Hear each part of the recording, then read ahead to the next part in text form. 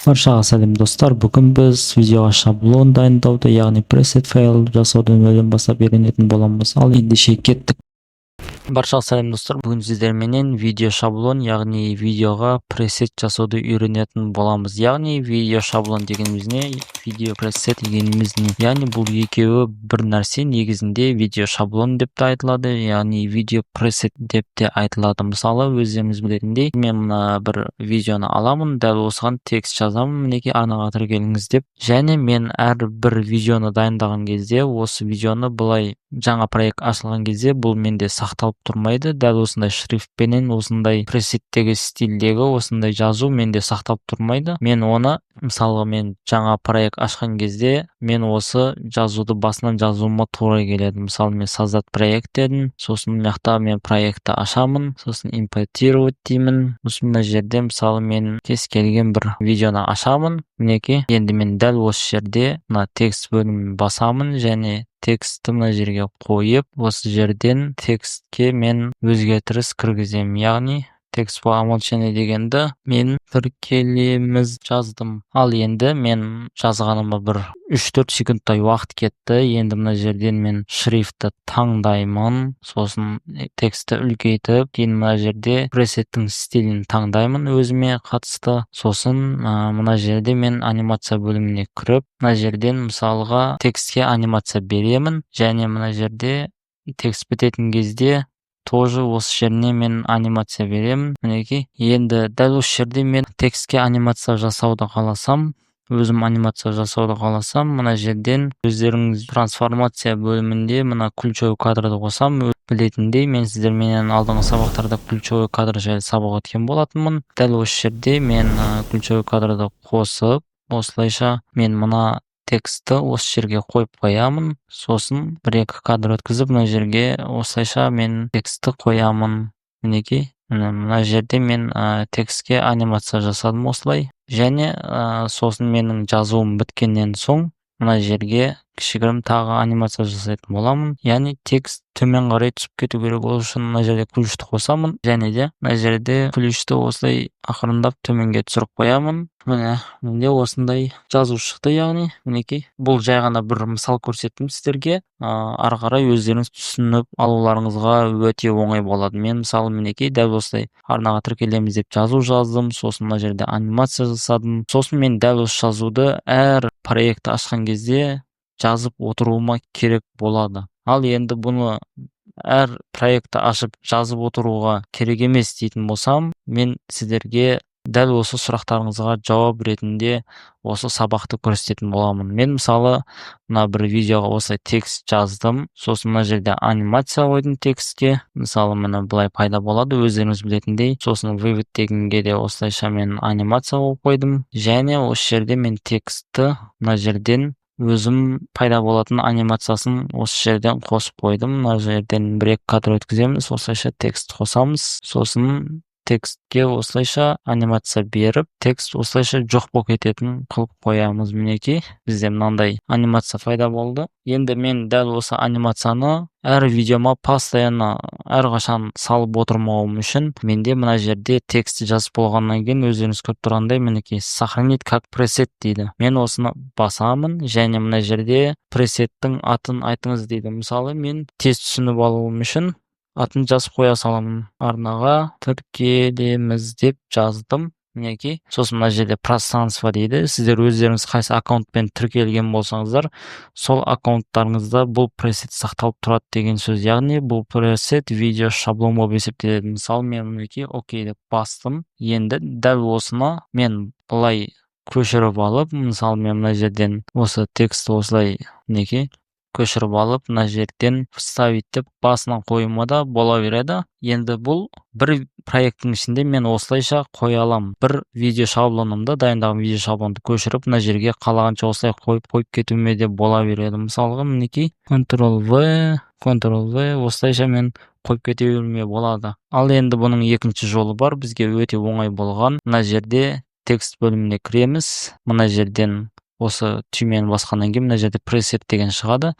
Мінекей, менің пресетім дайын болып тұр. Мінекей, менде мына пресетте шықпай тұрған екен. Себебі мына жерде мінекей бірінші тұрған Қалмұрат Құдайбердиев Speaks деген бар екен. Мінекей менде мына жерде мен істеп қойған пресетім қазір сақталады. Сіздерге көрсетейін. Мінекей мына жерде сохранить пресетті басамын, кез келген названияны қоямын. Мінекей менде пресет жүктеліп жатыр. Осылай қарап отыру керек, пресет жүктеліп болғанша. Егер сіздің пресетіңіздің скорості қаншалықты ұзын 10-15 минутқа баратын болса, сақталуы да соншалықты өте жай болады. Мінекей менде пресет сақталды. Мен пресетті алып дәл осылай қоя саламын. Мінекей менде пресет сақталды, бірақ бұл жерде бір кемшілігі бар екен. Бұл пресеттер менде анимациясыз сақталды. Яғни мына жерде мен пресетке анимация қойған болатынмын. Мінекей мына жерде сақталмады деген сөз болып тұр. Мінекей мен осы пресетті әрдайым жазып басынан шығарып отырмау үшін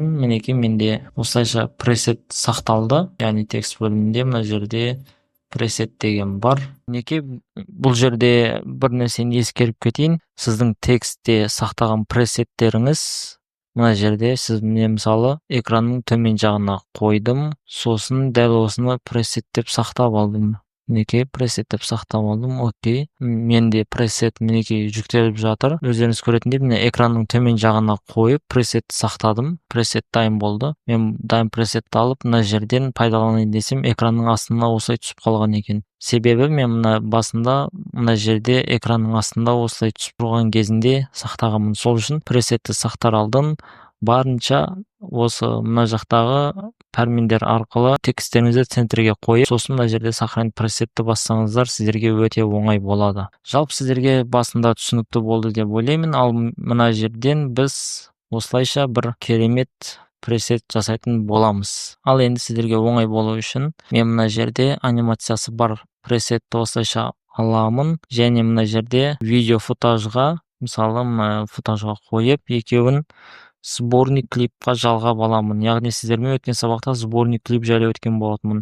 Енді бізде сборник клип дайын болды. Сосын мишканың оң жағын басамыз. Мына жерде дайын пресет шығып тұр. Неге бұл пресет менде анимациясымен бірге сақталды. Өздеріңіз көріп тұрғандай, мына менің алдыңғы пресеттерім болатын. Мен бұны қалай сақтап алды десеңіздер, қазір сіздерге көрсетіп өтетін боламын. Енді мына жерде менде мына фон керек емес, мына жазудың өзі жай ғана шығу керек десеңіздер, менде мысалы мына жерде мына файлым бар, текст бар. Осы текстті аламыз. Яғни бұл тексттің асты пустой болып тұрғаны, бұл прозрачный деген сөз. Яғни мінекей прозрачный тексттің артында ешқандай фон жоқ деген сөз. Мына жерде фон бар негізінде, ал мына жерде уже мына бөлікте сақталған пресеттің артында фон жоқ деген сөз болып есептеледі. Мен мысалы мінекей текстті аламын. Мына жерде өзім қалағанша анимация беріп, осылайша мінекей мен осылай істеп алдым. Енді дәл осы жерден мен осы пресетті дыбысымен бірге істеп алуыма болады. Міне ол үшін мен звук бөліміне кіремін, звук эффектке кіремін және поиск бөліміне кей деп жазсам, мына жерде клавиштің дыбыстары шығатын болады. Мен мысалы мінекей клавиштің дыбысын алдым. Мына жерде клавиштің дыбысы осы жерге шейін сақталып тұр.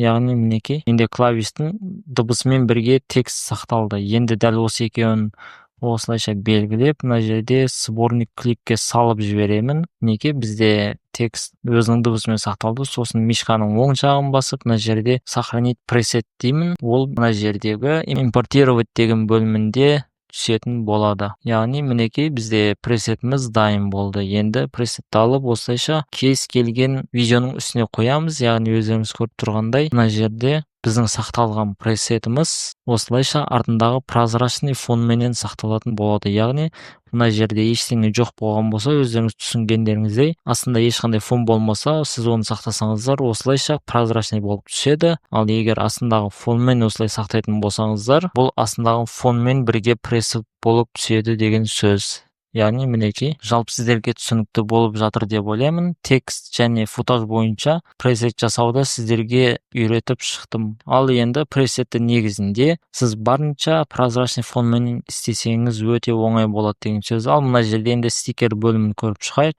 Мен мысалы мына жерде бір стикерді аламын осылайша. Стикердің жылдамдығын ұзындатып алып, мына жерде масштабын кішірейтемін және мына жерден мен стикерге осылайша анимация беремін. Яғни стикер осылай пайда болады және осылай жоқ болады деген сөз. Менде стикерім дайын. Енді дәл осы стикерді мен сборник клипке сақтап аламын. Яғни мінекей жалғыз өзі, стикердің жалғыз өзі сборник клипке сақталды. Енді мен бұл стикерді сборник клипке сақталған бетінде мына жерді басып, сохранить пресетті басамын. Мінекей мына жерде менде сборник клипке осы пресетім сақталған болатын. Яғни бұл бізде готовый видео шаблон. Өздеріңіз көргендей, міне артында ешқандай фон жоқ, прозрачный фонмен сақталған стикер болып есептеледі. Ал енді сіздерге осы жерде бір кішігірім лайфхак көрсетейін, және монтажбенен цветовой коррекция жайлы пресетті істейтін боламыз. Ол үшін мен мысалға мына жерде осылай арнаға тіркеліңіз деген осылай жасыл фонды футажды аламын. Оның дыбысы бар және анимациясы бар дайын футаж.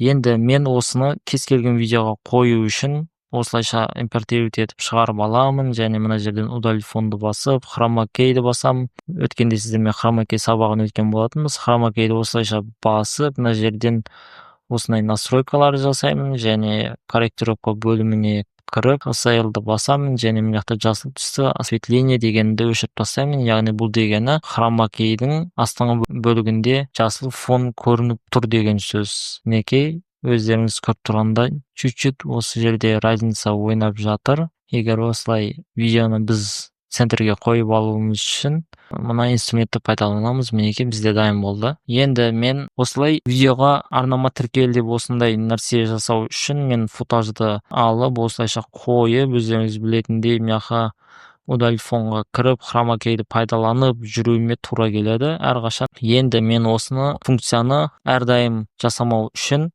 мына жерде мен осылайша футаж бөлімінде мен сборник клип жасап алуым керек. Енді бұл дайын бір ғана футаж, бұл жерде сборник клип жасалынады екен. Мінекей, менде сборник клип дайын болды. Енді мен дәл осы сборник клипті мишканың оң жағын басып, мына жерде пресетке сақтап аламын. Мінекей бізде пресетте сақталды. Яғни міне өздеріңіз көріп тұрғандай пресет бөлімінде шықты.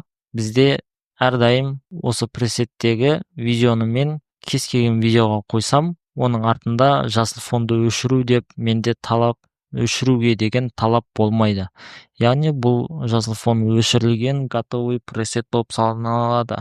Яғни сіз кез келген футажды пресет жасау үшін сіз оған футажға анимация жасадым. Енді дәл осыны мына жерден сборник клип етіп аламын. Яғни Alt-G командасын бастым. Мінекей сборник клип еткеннен кейін мына жерде сохранить пресет деген шығады. Мінекей кез келген видеоны осылайша мен сборник клип етіп алуыма болады. Яғни сіз кез келген футажды сборник клип еткеннен кейін сізге осылай пресетке сақтап алуға болады. Яғни пресет дегеніңіз бұл видеоға арналған шаблон болып есептеледі. Ал мына жерде соңғысын көрсете кетейін. Мен мысалы мына жерде осы футажға цветовой коррекция беруді қалаймын. Мен ол үшін мына жерде настройка жасауыма тура келеді. Мына жерде насыщенность деген бар екен. Осылайша мен видеома осылайша мен настройка беріп шығатын боламын. Яғни өздеріңіз көріп тұрғандай, мінекей мен осылайша видеоға настройка бердім. Яғни мына жан жақтағы фондардың ешқайсының түсі жоқ. Бұл жерде тек қана мінекей жасыл түс. Осылайша жасыл түстің жалғыз өзін қалдырып, қалған түстерді осылайша жойып тастап, осылай настройка жасап алдым мен. Енді дәл осы жерде міне сохранить пресет деген бар екен. Мен осыны басамын. Мына жерде мен зеленый деп қоямын. Зеленый деп қойдым, қате жазсам кешіресіздер. Зеленый деп қойдым. Мінекей менде пресет сақталды. Енді мына дәл осы жерде мен бүткіл настройканың барлығын өз қалпына осылайша келтіріп қоямын. Мінекей енді мен осы жаңағы жасаған настройканы алу үшін мына жерде корректировка бөліміне кіремін, және мына жерде пресет деп сақталып тұр екен. Мінекей менде зеленый деген жаңағы сақталған корректировкам сақталды. Енді мінекей нәтижені көріңіздер. Мен бұл корректировканы қалағанша видеоның кез келген бастан аяқ қойсам да болады, немесе кез келген бір кішігірім бөлігіне де пайдалансам болады. Яғни өздеріңіз көріп тұрғандай мен осылайша пресет жасадым. Енді біз пресетті мына жерде звук бөлімінен көрейік. Мысалы мына жерде звук бөлімінде шығып тұр. Мына жерде мен звукты сборник клип етіп алдым. Яғни дәл осы жерден мінекей сохранить пресет деп сақтап аламын. Менде звуктың пресеті сақталды. Яғни бұл готовый шаблон деген сөз. Менде дыбыстың да пресеті сақталды. Ол дыбыстың пресеті мына жерде import файлов, осы жерде мінекей ваши пресеті деген тұр. Мінекей менде пресет сақталды. Енді мен осы дайын пресеттерді әрқашан пайдалану үшін осылайша звук бөліміне кіріп, мына жерден поискқа іздеп, жазып, осылай таңдап жүрмеймін. Бұл пресет дегеніміз біз өте видео монтажда көп пайдаланатын файлдарымызды пресетке жүктеп алсақ, біздің монтаж жасауымыз өте тез болады деген сөз. Яғни сіздерге сабақ түсінікті болды деп ойлаймын. Осы жерде мен қазір сіздерге көрсете кетейін. Мен осы жерде сіздермен текст, стикер және футаж, видео және аудиоға пресет жасауды көрсеткен болатынмын. Ал енді мына жерден мен на главную деймін. Және де мына жерден новый проектті ашамын. Мінекей новый проект ашылды, сосын импортировать етіп, осы жерде мен бір ғана файлды ашамын. Мінекей менде файл ашылды, футаж, менде футажым ашылды. Енді дәл осыған мен пресетті, мінекей өздеріңіз көріп тұрғандай, мына жерде бүткіл пресетті сақтап алғанмын. Яғни бұл пресет тіркеліп алған аккаунтта сақталып тұрады деген сөз. Мінекей менде жаңағы сақталған пресет. Кішігірім нәрсе көрсетіп кетейін. Мына пресеттің ішінде мен кішігірім бір нәрсені өзгертемін дейтін болсаңыз, мысалы пресетті 2 рет басасыз, мінекей дәл осы жерде текстті өзгертіп те жаза бересіз. Яғни осы жердегі текстті осылайша өзгертіп те қоясыз, оның шрифтында кез келген нәрсені өзгертуге болады. Мына жерде керек болса дыбысты да өзгертіп қойып, сосын мына жерде назатты басып, осылайша туғырлап алсаңыздар да бола береді. Яғни сіздерге пресет деген сабақ түсінікті болды деп ойлаймын. Мендегі пресеттер, яғни мына жерде өздеріңіз білетіндей өткен сабақта мен осылайша пресетке осылай анимация жасаған болатынмын. Яғни мынау пустой жерге пресет істедім, мінекей оның көрінісі дәл осылай болып тұр. Менде осылай стикер қойдым. Стикерге өздеріңіз көріп тұрғандарыңыздай міне ключ тұр.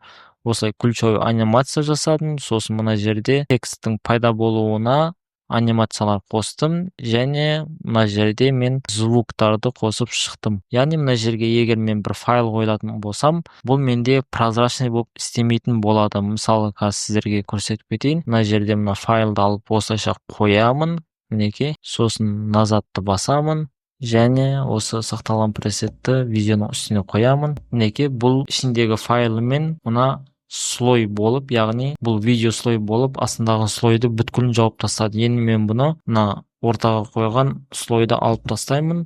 Жалпы сіздерге сабақ түсінікті болды деп ойлаймын. Арнаға міндетті түрде тіркеліңіздер және видеоны үйренем деп жүрген монтажерларға жіберуді ұмытпаңыздар. Сау саламат аман болыңыздар.